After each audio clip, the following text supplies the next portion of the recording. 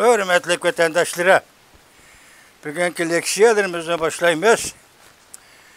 Leksiyada Sıdık Washington'da sözleyimiz. Bugün Çislak 2024 yıl 11. ayının 18. gün haftaga düşenbe vatandaşım. Vaziyetten avval sizler kıldıgan işke gipim bu 2 günden biri. Tünügün aldığınlar çıkan bu demiş 2 günden biri ben bir parça makale yaka haber yaka makaleni tercüme kıldım vatandaşım. Ben bugün bunu sizlerge materyal şekilde tapşırımın. Tahlil analizini birlikte şu makale anlatılıp bulungandan keyin sizlerge yetkizip bolgandan keyin özara oturup tahlil kılınız vatandaşım. Eğer iş şundak bulduğan bolsa Amerika Qo'shma Shtatlarida olamshumul o'zgarish, shundaqla Amerika Qo'shma Shtatlarga munosabatli butun dunyoda olamshumul o'zgarish yuz berdi vatandaşlar. Hozir faqat men qo'limizdagi shu materialga asosan shuni da'vatim. Yani bunun kayında qanday ishlab uni siz biz bilmaymiz. Bugungi bu mavzu nima ma'nan qarang vatandaş. Prezident Trump yerim asrdan alqigan Cungoni tinchlandirish siyosetini endi ahirlashtirdi. Yana bir o'tay. Prezident Trump yerim asrdan alqigan Cungoni tinchlandirish siyosetini, yani Amerikaning siyosetini endi ahirlashtirdi. Bugün sizlarga tayyorlab kelganim 8 bet. Ben 2 kunda oturup tercüme kıldım. Yani buna kaç bet çıkışını bilmeyme. Hemmisini yetkizip olgan ki vatandaşlar sizler bilen birlikte analiz kılımızdık. Endi bugünkü vaziyetimiz doğrusu anlap koyacağız. Mesela imada Piroda Asya Tinch Okean İqtisadi Hamkorlik Teşkilatı'nın yuqori darajalik amaldarları, yani devletlerin amaldarları baş qo'shgan yig'in bo'lib o'tdi. Shu yig'in mezgilida Amerika Qo'shma Shtatlarning prezidenti Joe Biden Cungo'ning reis Xi Jinping bilan suhbat o'tkazdi. Suhbat jarayonini hozirgacha men uchratmadim. Butun jarayonni maqolada, nima torbiyatlarda. Biroq bu boshlanish bilan kayfiyat to'g'risida bundaq bir abzas so'z yetib kelibdi vatandoshlarga topshiray. Bugungi vaziyat shu desangiz bo'ladi. Anandaki yana bir vaziyat hazır. Ukrayna ile Rusya o'rtasida urush jiddiylashib ketdi. Bunun ustigandan tunigillatın New York vaqt gazeti e'lon qilgan bir parcha xabarga qaraganda, asoslanganda Amerika Qo'shma Shtatlari prezidenti Joe Biden Amerika va G'arb dunyosi Ukraynaga setib bergan va yoki yordam bergan G'arbning harbiy qurollari bilan Rossiyaga zarba berishga ruxsat qildi vatandosh tunigillatın. Hozir bunun da atamiz hamda shundaq bir yangi bir qurol borken, hozir uningdan buzilgan o'q yoki etilgan o'q 30 kilometr nariga berib tushdi ekan vatandosh. Endi shuni hozir Rossiyaning ichki qismi hujum qilishga va bir nima shundaq harakatlarda bo'lishga ruxsat qildi bu bir vaziyat. Endi sizga deylaydigimiz endi mana hozir buni abzasdan anlab qo'yinglar. Xi Jinping bir qancha qatam Prezident Joe Biden'ga baş barmağını tanlab turib mundaq dedi. Söhbət üstəlində bo'lib atqan işmi? Baş barmağını tanlab turib mundaq dedi. Onun aytib qo'y. Köpçük et. Mavzulu xabar 18. gün, 11. ayının 18. gün Vanvit orbitida e'lon qilindi. Xabar mundaq boshlandı. Prezident Joe Biden az kunda vazifeden ayrıldı. Xi Jinping sen az kunda vazifeden ayrıldı. Xi Jinping sen pomidorning yumshug'ini tanlab mijiy olamsan. Xitoycha so'zmi so'z. Buning Uyg'ur tilidagi turaqliq iborini topolmay qoldim, aldirab qoldim kechiringlar. Xi Jinping sen pomidorning yumshug'ini tanlab mijiy olamsan. Suhbatdagi boshlanmay turibla Xi Jinping qizil siziq sizda. Xi Jinping'ning tagi tekstini bilib olishga Amerikaliklarning canlılık yoki tetikligi yo'q edi. Bugungi mush xabarda shundoq yezibdi. Cungoliklarning taktini bilib olish uchun Amerikaliklarda canlılık yetilmedi, tetiklik yetilmedi deb. Yo'q edi. Prezident Donald Trump'a texmi ko'p destek tayyorlab berildi. Mush qatimqi suhbat jarayonida Prezident Joe Biden bilan Rais Xi Jinping o'rtasidagi suhbat jarayonida yangi saylangan prezident Donald Trump'a texmi ko'p destek tayyorlab berildi. Rostini aytganda Xi Jinpingning aqli va g'ayrati faqat Jungoning ichida ishga ko'rashga yaraydi. Xalqaro siyosat sahnasiga kelib kelganda bu faqat bir chaqinilik edi. Suhbat maydonida Xi Jinpingning qo'llanayotgan pozitsiyasi prezident Joe Bidenga tutgan muomalasi bu faqat bir chaqinilik edi. Chunki bu xalqaro sorun edi. Prezident Joe Biden Xi Jinpingga qattiq muomala qilib, suhbatga kirishdan burun quloqqa soladigan tercüme aparatlarını almay keldi. Amerika'nın meydanını qat'iylik bilan qo'g'di. Prezident Joe Biden suhbat meydanı da ve dünyani qo'g'di. Bu bugungi vaziyat Limada, Peru'nun Lima shahrida yuz bergan Osiyo Tinch okean hamkorlik yig'inida ikki davlat Amerika Qo'shma Shtatlari Cumhuriyet Halk Cumhuriyeti Devlet Başkanı oturuşu sohbette yüz bergen keyfiyet vatandaş. Şimdi biz esse makalımızı kileyli Prezident Trump yerim esirden alqagan Amerika'nın Cungoni teşlandırış siyasetini emde ahırlaştırdı. Mavzulu haber yakın makala 11. ayının 17. günü erken Asya Xitay Tel programımız ilan kılındı haber. Bundak başlandı.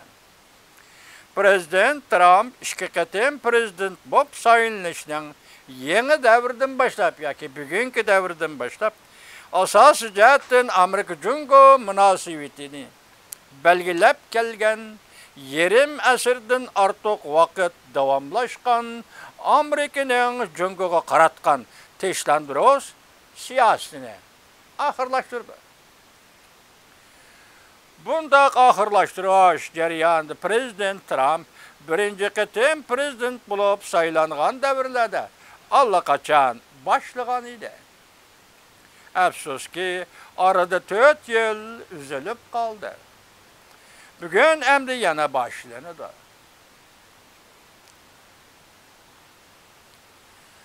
Jungoni tinchlandirish siyosatiga ajallik zarba elib keladi.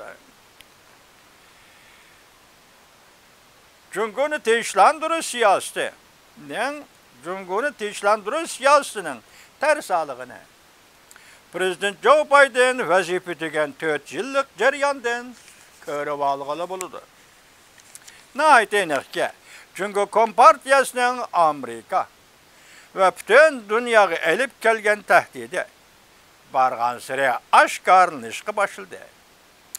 Jungo Kompartiyasi dünyanın her qaysi joylarida navbatdagi xalqaro tartibni o'zgartishga har kuni tirishchanlik ko'rsatib keldi.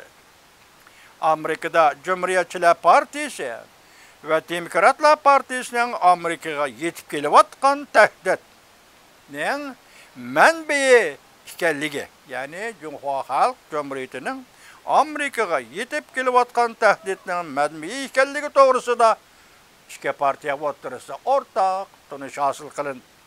Lekin ilojsizlik ichida qilib qolgan Prezident Joe Biden yanala o'zining to'tni qilmaslik va bir g'arazning yo'qligidan iborat siyosatni o'ttirg'a qo'yib keldi. 2022 yil 3 ayning 18 kuni Prezident Joe Biden Xi Jinping bilan telefonda ko'rishganda va ekran suhbati o'tkazganda to'tni qilmaslikdan o'tirg'a elib chiqdi. Ular tuvandikicha Amerika taraf yangi so'g'oq munosabatlar urushi qo'zg'amaslikqa va'da berdi. Jungoning siyosiy tuzumini o'zgartmaydi, va'da berdi. İttifaqdoshlar ittifoqini kuchaytirib, Jungoga qarshi turmaydi. Tayvanning mustaqil bo'lishini qo'llamaydi. Jungo bilan to'qinish paydo qiladigan, qarshilashadigan g'arazimiz yo'q. Bir g'araz. Yuqorqisi 4 qilmaslik, ma'lum bir g'araz. Jungo bilan qarshilashadigan g'arazimiz yo'q. Tahrir ilovasi bunda. Amerikaning axborotlarida bu qilmasliklar yoki bu siyosat konkret e'lon qilinmadi hozirgacha. 2022 yil 11 oyning 14 kuni Xi Jinping bilan prezident Joe Biden Indoneziya Balida oralida 20 davlat yig'ini oralig'ida ko'rishib, prezident Joe Biden texmi ilgirlagan holda 5 qilmaslik va 4 yo'qlik siyosatini o'tirib qo'ydi. Bu siyosatlar tuvandikcha Amerika Jungoning siyosiy tuzumini hurmat qiladi. Jungoning siyosiy tuzumini o'zgartirishga urinmaydi. So'g'oq munosabatlar urushi qo'zg'ashga urinmaydi. Jungo bilan Amerika o'rtasida so'g'oq munosabatlar urushi qo'zg'ashga urinmaydi. İttifaqdoshlar munosabatini kuchaytirib, Jungoga qarshi turishga urinmaydi. Tayvan mustaqilligini qo'llamaydi. Ikki Jungo, bir Tayvan, bir Jungo siyosatini qo'llamaydi. Jungo bilan to'qinish paydo qilish. Jungo bilan to'qinish paydo qilish g'arzi yo'q, kechiringlar. Amerikaning Jungo bilan ayrilib ketish g'arzi yo'q. Jungoning iqtisodiy taraqqiyotiga to'sqinlik qiladigan g'arzimiz yo'q. Jungoni qurshovga ilish g'arazimiz yo'q. Prezident Joe Biden hukumatining Jungo siyosati ojiz, kuchsiz bo'lib keldi. 2022 yili 11 oyning 14 kuni Balida, Indoneziyada ochilgan yig'inda shundoq va'da berganda prezident Trump, ya'ni 14 kundan keyin 2022 yili 11 oyning 24 kuni Xitoy hukumati yoki Xi Jinping siyosiy hokimiyati mustamlika Uyg'uristonda bir binoga Uyg'urlarni solib olib, taraf-tarafdan deraza eshiklarni taqib etib, o't qo'yib berib, 84 nafar Uyg'urni o'ldirdi. Köydirib o'ldirdi.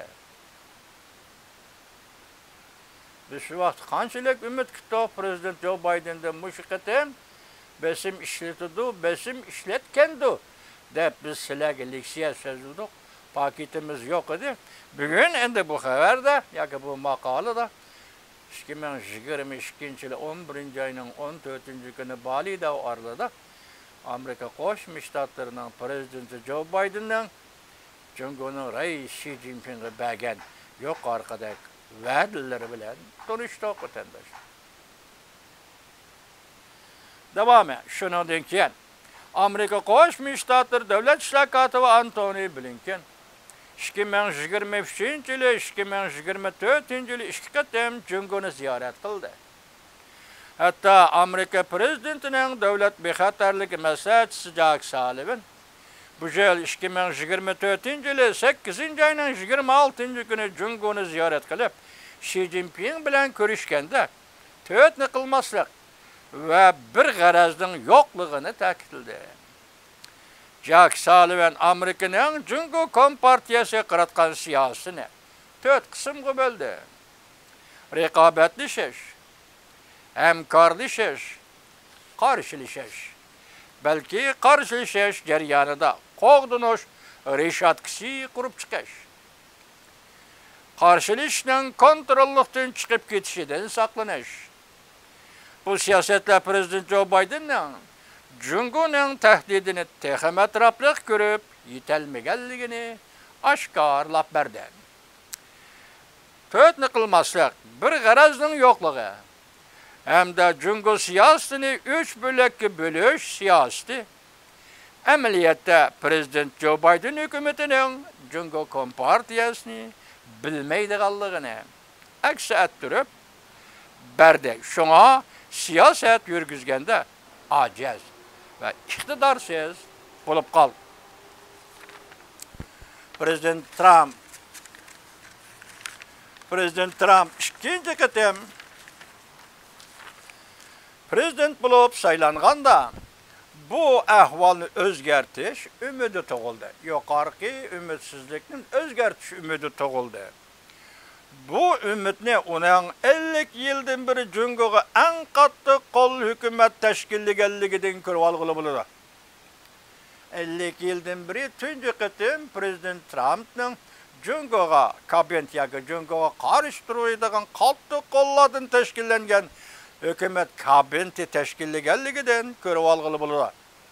Prezident Trumpning ishki kabineti davlat bexatarligi maslahatchisi Michael Waltz, davlat ishlar katibi Marco Rubio, davlat mudofaa ministri Pat Hughes, Amerikaning Birleşken Merkez İstihbarat İdaresining boshlig'i John Ratcliffe, Amerikaning Birleşken Devletler Teşkilatı turuşuq bosh elchisi Alice Stefanik. Bularning burungi so'z iboralaridan ko'rib olg'ili bo'ladiki, ve bu tashkillashdan Amerikaning Jungo siyosatining tuvandagidek aloyidliklerini ko'rib olg'ili bo'ladi. Mushunday kabinet tashkillashdan endi prezident Trumpning kabinetining, hukumat kabinetining aloyidliklerini tuvandagi paketlar bilan ko'rib olg'ili bo'ladi. Birinchi, diqqat vatandoshlar. Birinchi, Jungo kompartiyasi Amerikaning va G'arb dunyosining eng xatarli dushmani ekanligini mohiyat bo'yicha belgilash. Birinchi, Jungo kompartiyasini Amerikaning va G'arb dunyosining eng xatarli dushmani ekanligini mohiyat bo'yicha belgilash. Ikkinchi, Jungo kompartiyasining Amerika ve G'arb dunyosiga singib kirishini butun sap bo'yicha etib tashlash. Uchinchi, iqtisodiy jihatda Jungoga tayanib qilishni bekor qilish. Jungodan ayrilib ketishni, ta'minlash liniyasini uzib tashlashni ishga oshirish. Barliq munosabatlarda yoki balki savdo munosabatida avval deb turaylik, Jungodan ayrilib ketish. Andan hozir Jungo ile Amerika o'rtasidagi iqtisodiy munosabatlarni ta'minlash liniyasini uzib tashlashni ishga oshirish. Hamda Jungo iqtisodining taraqqiyotiga foydali bo'lgan qo'sh taraflik almashtirish, siyosat tadbirlarini to'xtatish. To'rtinchi, strategiya jihatda, masalan, Jungo, Rossiya, Iran, Chavshan qatorliq oq markaziy davlatlar munosabatini yemirib tashlash. Rossiya Jungo munosabatini buzib tashlash. Hatta Rossiya bilan birlashib Jungoga qarshi turish. Davomini anglaysizlar vatandosh.